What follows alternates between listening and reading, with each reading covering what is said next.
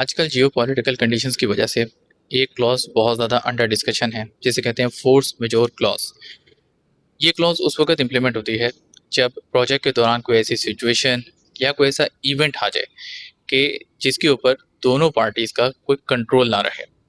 मिसाल के तौर पर इस वक्त सप्लाई चेन शॉक्स आ रहे हैं, फ्यूल प्राइसेस ऊपर जा रही हैं।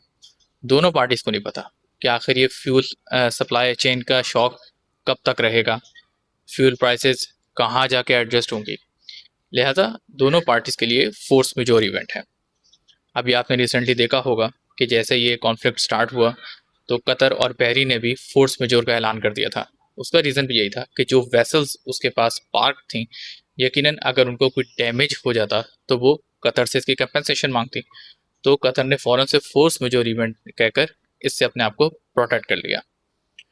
ऐसे ही कॉन्ट्रैक्टर और क्लाइंट के साथ होता है। अगर कोई फोर्स मेजोर इवेंट हो गया है और कॉन्ट्रैक्टर को लगता है कि उसकी मैन पावर, उसके इक्विपमेंट, उसकी प्रोक्योरमेंट सबको कहीं ना कहीं कोई डैमेज हुआ है, तो और शायद उसको प्रोजेक्ट सस्पेंड या टर्मिनेट करना पड़ जाए, तो उस सूरत में वो एक क्लेम बनाता है और एम्प्लॉयर को सबमिट करवा देता है। आम तौर पर जब रेगुलर प्रैक्टिस में कॉन्ट्रैक्टर अपना क्लेम जमा करवाता है तो कॉन्ट्रैक्टर तो एम्प्लॉयर उसको प्रोसेस करता है, देखता है कि भाई जस्टिफाइड या नहीं है। लेकिन इस इवेंट में चूंकि फोर्स मेजोर इवेंट दोनों पार्टीज एक्सेप्ट कर रही हैं, तो ऐसे में दोनों पार्टीज मिल बैठ कर इसके ऊपर कोई कॉमन ग्राउंड तलाश करती हैं। हो सकता है कि एम्प्लॉयर कॉस्ट की कंपनसेशन ना दे, वो टाइम की कंपनसेशन दे दे कि भाई ये प्रोजेक्ट पहले 2 साल में मुकम्मल हो रहा था, आप फर्दर 6 महीने एक्सटेंशन ले लो। या हो सकता है वो कॉस्ट की कंपनसेशन कर दे, क्योंकि एम्प्लॉयर को भी लगता हो कि शायद ये मामला अभी नियर फ्यूचर में कहीं रिजॉल्व होने वाला नहीं है। लिहाजा फोर्स मेजोर इवेंट जो है वो एक म्यूचुअल डिसीजन होता है, किसी एक पार्टी का डिसीजन नहीं होता।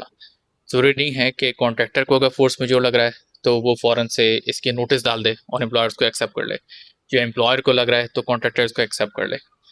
ये दोनों का म्यूचुअल एग्रीमेंट होता है कि फोर्स मेजोर इवेंट है या नहीं है। आम तौर पर इसकी जो इंस्ट्रक्शंस होती हैं वो गवर्नमेंट की तरफ से भी आ सकती हैं कि हाँ, अब सिचुएशन ऐसी हो चुकी है कि शायद मुल्क में इस तरह के प्रोजेक्ट चलाना मुश्किल हो जाए।